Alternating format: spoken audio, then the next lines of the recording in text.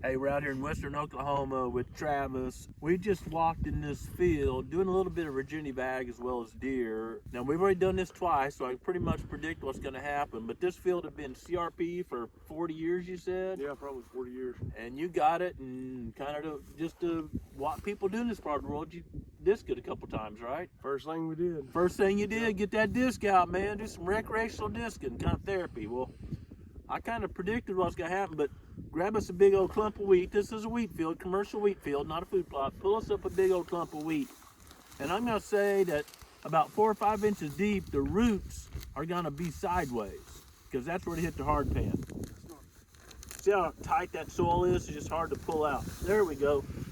And at the bottom here, see how the roots are just all turning sideways? They're just sideways. Of course, there's no holes. No earthworm holes. Not a hole. It's just tight. There's no, remember how I tell you good soil should look like moist chocolate cake? That does not look like moist chocolate cake. And the roots are all white. There's nothing sticking to the roots. That's because there's no biology, what we call microbes, active soil, active microbes in here. And those microbes are what take nutrients into the plant roots. So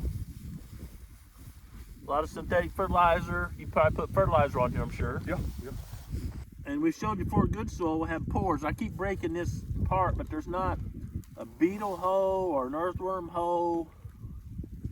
And when you get here to the bottom, laying this dirt back, and then all of a sudden, and I'm pushing so hard my fingers turning white.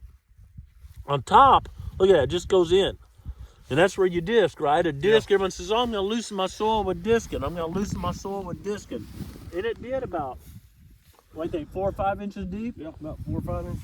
And then you come in here, and I'm pushing so hard, I'm doing my thumb. So here's my net, come in, Drew. There's the natural color of my thumb.